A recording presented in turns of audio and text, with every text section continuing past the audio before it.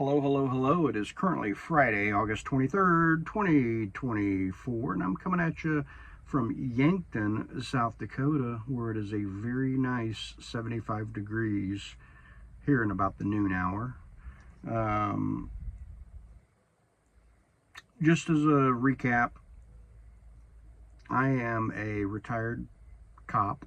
I was a detective for half of that 25 years I spent as a cop. And I turned truck driver in 2021. I like to get on here sometimes and talk about trucking and police work and some of the things I've done as a cop. If you're into true crime or you like hearing about interesting cases, give it a listen. You know, I've made other videos talking about other cases and also some informational videos, I think. If that kind of stuff piques your interest, definitely give it a listen. Now, I will say that when I do tell a story, it is strictly from memory. If there's any little inaccuracies, and there'll be little, but if there are any little inaccuracies, it's my reports, the evidence, the case file, all that stands as the as what is it basically trumps everything that might be inaccurate in my stories. But it'll be small inaccuracies, nothing that I think would make a big deal, but you never know, you know, if somebody tries to later on, you know, if I got to go to court on something later on and they find some of these videos and they start comparing the videos to cases that I've worked, you know, and then they might try and paint me as somebody who doesn't tell the truth and all that and the other, which could happen. I've been retired since 2021 and I still go to court on stuff. I honestly, with some of the stuff that I've investigated, I could go to court for potentially the rest of my life. You know, I've investigated a lot of stuff, spent a lot of serious stuff. I've done homicides, violent crimes, financial crimes, property crimes, and I ended up retiring as a special victims detective. In a nutshell, I served in every squad as a detective, and then decided to hang it up in 2021. I initially wanted to start my own trucking company. Wanted to get my own truck and lease onto somebody. I had done a lot of research in about 2020 on this, and there's tons of money to be made. But of course, right after I retire, the economy takes a tank, and it just doesn't make sense for me to try and start a company right now. I don't think a lot of people realize just how expensive it is to own a semi-truck. What I want to talk about, the story I want to talk about today, it just popped in my head the other day driving down the road. It involves a police chase, or it was a police chase that involves probably the most minuscule violation I've ever heard as a police chase. That's one of our drivers coming in. But the police chase, like I said, it was over a minuscule violation, but it saved two people's lives. And I'll get into that here in a little bit. If you like true crime and want to hear some interesting cases, give it a listen. But right now I want to talk a little bit about trucking. I work for Night Transportation. I work on a dedicated account up here in Yankton, South Dakota, and I'm currently waiting on a load. I get paid pretty well, I think. You know, I get paid about, you know, I've been with them for about,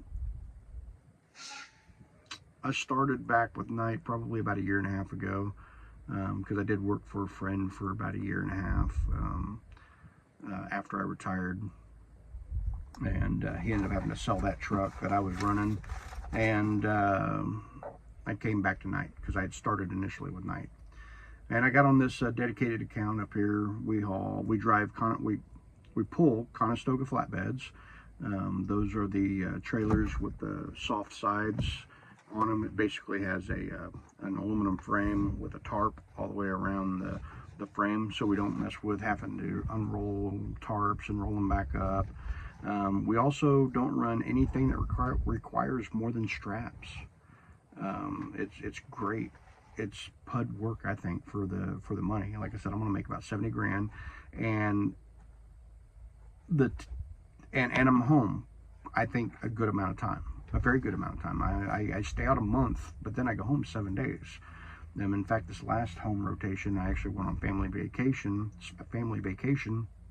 down to the Outer Banks, and I was off for 10 days. So I do spend some good quality time at home, I think, because we tried the weekends, being home on the weekends, and it just, by the time you unpack, get cleaned up, repack, and everything, it just wasn't good quality time. I think having a good long stretch is good quality time, but there is that sacrifice of you got to stay out a month. And I'll make probably, like I said, about 70 grand this year, maybe a little over. We do get paid per mile, but a lot of our runs are out and back empty. We have a few over-the-road runs where it's multi-day, one stop, and we get a back haul to come back this way. But we get paid 66 cents per mile, all miles. We get paid $30 for every load, for every stop for loads of multi-stops. Just for an example, I'm leaving Sunday on a load. I'm taking it up to the Minneapolis area. It will have 5 stops, so I'll get an extra $150 to run that load. Plus, I get an extra $220 because I'll be ready to rock and roll tomorrow, but this load will not be ready until Sunday. So I'll get an extra $220 just to sit here without a load. And, I can go into town, I can do whatever. I'm gonna, take the opportunity and give my truck a really good cleaning. I usually clean it about once a week. Run a vacuum through it and wipe the dash down, things like that. But I'm gonna give it a really good cleaning. Like, I think I'm gonna actually scrub my floor and get it all nice and shiny and smelling citrusy. But anyway, so yeah, I mean, if you want to get into truck driving, and honestly, it's a pretty good gig. But one thing that I can tell you is, and this is true in all of trucking, you can make good money. You could probably even make more than 70 grand somewhere. Okay, but I will tell you, this is it's pud work for 70 grand. I mean, I'm home quite a bit, good quality home time, and I do a lot of, I would say at least 3 times a month I will get the $220 a day just for sitting, because they don't have a load for me. There's been times when I've got it 2 or 3 times in 1 week because they didn't have any work for me, so they gave me $220 to sit here. And like I said, I can go do whatever I want. But anyway, yeah, we don't haul anything that requires more than straps. It's preloaded, pre-secured. The company that we haul for, they do a pretty good job, I think, on securement. They're correct about 80-90% of the time. Usually we got to add, 1, maybe 2 straps, maybe move a strap, things like that. It's not a big deal. Because it's just not a big deal, and it's a good run, good work. But anyway, so yeah, that's that on the trucking, I think. Let's see here, I covered my pay and the type of stuff we haul. Oh, the customer that we work for, they make extruded aluminum. We deliver to a lot of window and door companies.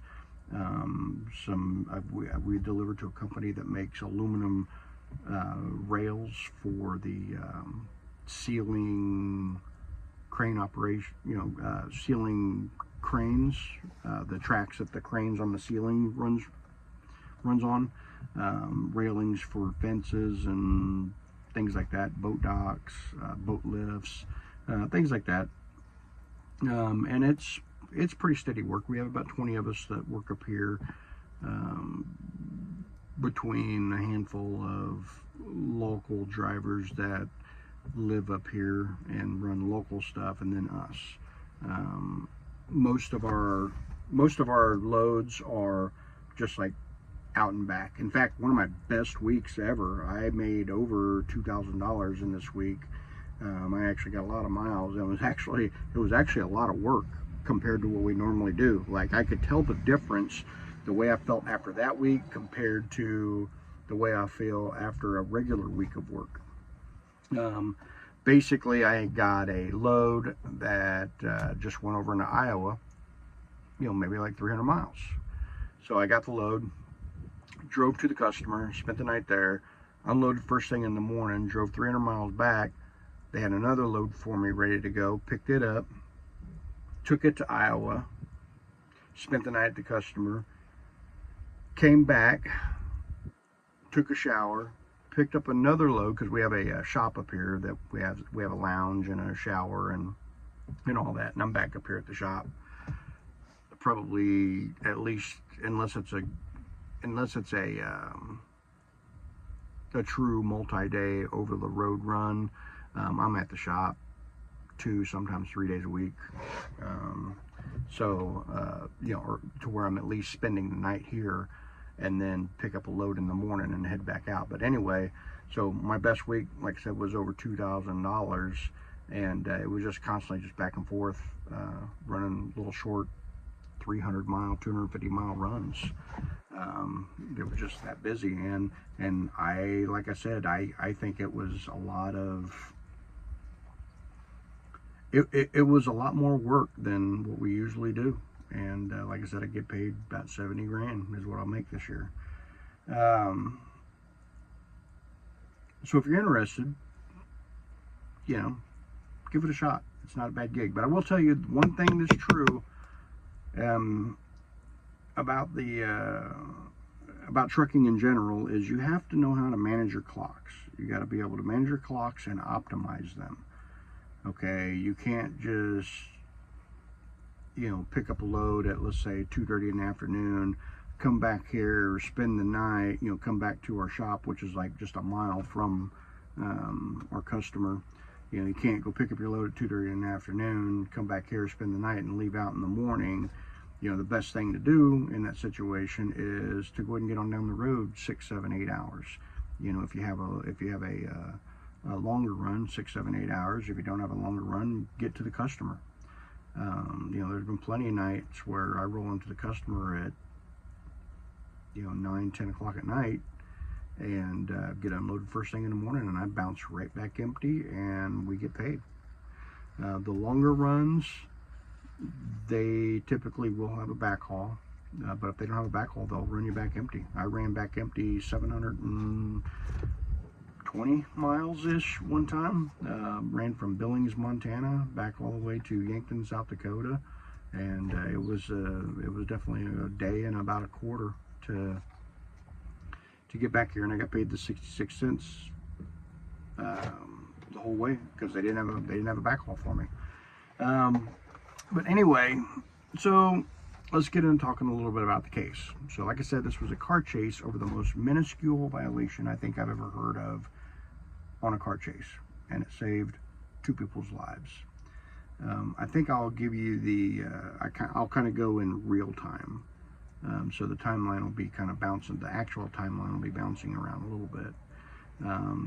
Basically, a car leaves my city and jumps the toll there. It's a ticket pickup. You're supposed to get your toll ticket at the first toll booth, and then when you exit the interstate, 50, 60, 70 miles away or whatever, then you pay for your toll. Well, this car got called in as jumping the toll because they didn't pick up a ticket, nor did they pay. Well, the trooper picked them up right after they exited the interstate and started chasing them. So like I said, this is over a $2.50 toll. I think that's about what it was back then. It might have even been $2.20 because this was back in, let's see, I took some notes a little bit about it. Did a little bit of research and took a little bit of notes about it. This is back in September of 2013. So it was, like I said, probably about $2.20 toll. Car takes off on him. He's chasing them.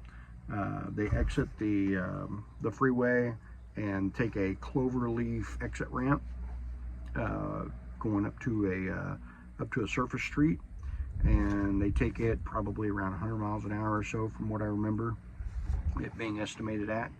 And they couldn't make the cloverleaf. They lost control, ran down into a grassy ravine that is right there at the cloverleaf. They ended up crashing out down there, and the 2 occupants of the car took off running. The trooper, from what I remember, started to chase them, but they, ran 2 different ways. He ended up getting back up in the area pretty quick, and but he didn't chase them on foot very far. They actually ended up getting both people that night, arrested both of them. So the trooper goes back to the car, and he's kind of, when he gets back there, he's going to be doing things like, doing the research on the car to try and figure out who it belongs to, get a tow truck, things like that, do a search of it and things like that.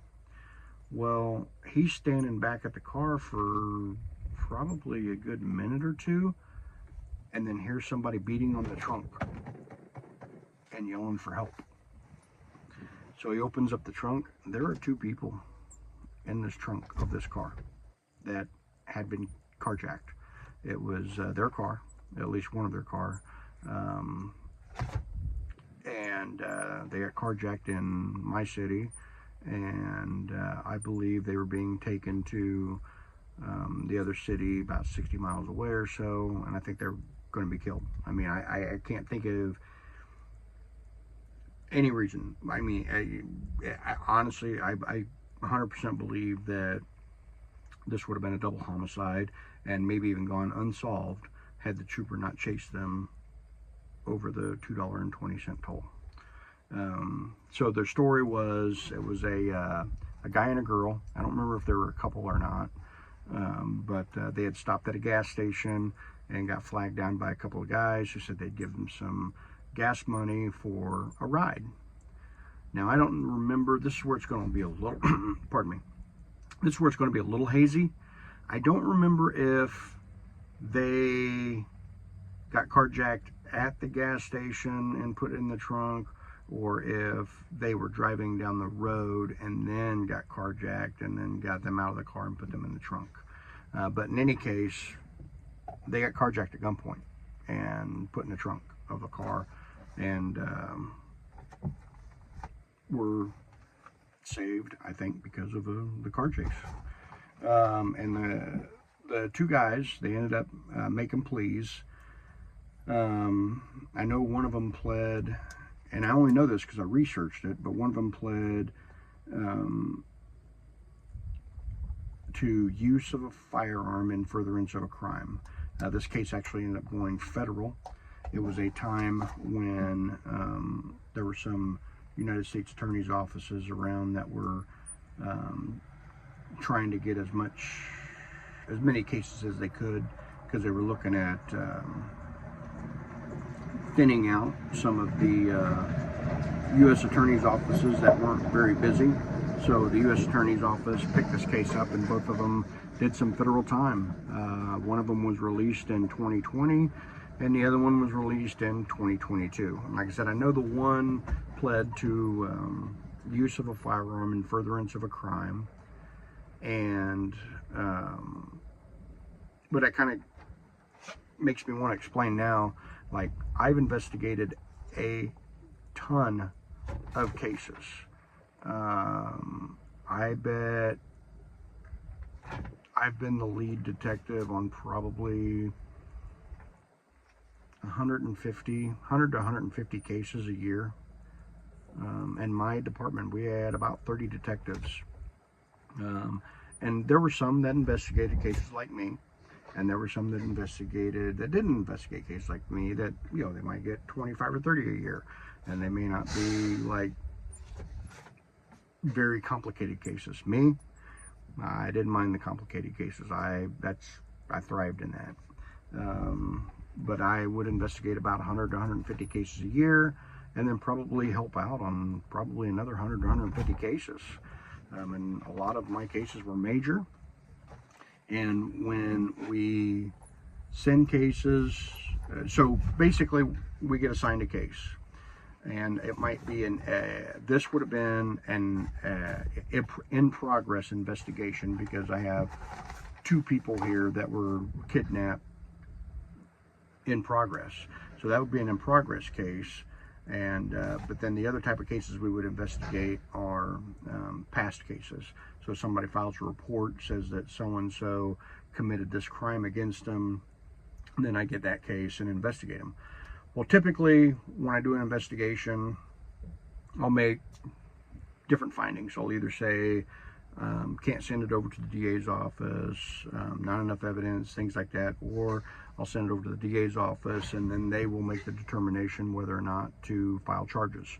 A lot of people think that cops file charges. Even a lot of cops will say, like, you know, I charge so and so. It's really not that. It's really not that way. I've actually testified to this in court. Because basically what I do is I send over all the evidence requesting charges, and it's the DA's office who reviews everything, and then they determine whether or not they're going to charge the defendant or the suspect. I guess they're not a defendant until they get charged, but they decide if they're going to charge the suspect and go before the court and get a warrant. So that's kind of how it works. Well, a lot of cases that I sent over, never even hear about, gets pled out before even preliminary hearings. And that's probably what happened on this case, because I have no recollection of ever going to court on this. And I know for a fact that one of them did take a plea deal, because I looked it up online just so I could have a little bit of information about it. But then there are some that I'm involved from the very beginning to the end. And like I said, I still go to court. I actually have a contract with the city that says if I go to court, I still get my hourly rate as to what I was paid when I was a detective, because, like I said, I could be going to court for the rest of my life. In fact, I recently had an appeal on a case that I worked. I think it went on this about a year ago, and the guy had already done 10 years in prison on the appeal, or on the case, and then he appealed, got a new trial, and ended up getting convicted of a lesser offense than what he was initially charged with, or than what he was initially found guilty of, and then got credit for time served and was released from prison. It's kind of a sad deal. I think I'll talk about that case in the next video. It's a homicide case, and the appeal was it was a BS appeal. I think it was a good, solid homicide case and a conviction. And like I said, he did get convicted of a crime because of that homicide, but instead of getting whatever he was charged with, they said, well, we believe he should have been charged with this lesser crime, so this is what we're going to charge. This is what we're going to find him guilty of. And then, of course, he gets the reduced sentence with time served and get out. And he got out. Anyway, that might be a whole other one. I start rambling there for a minute. If you like the video, give it a like, give it a share. Ask a question, give a comment. I will talk about just about anything. So, you guys have a good day.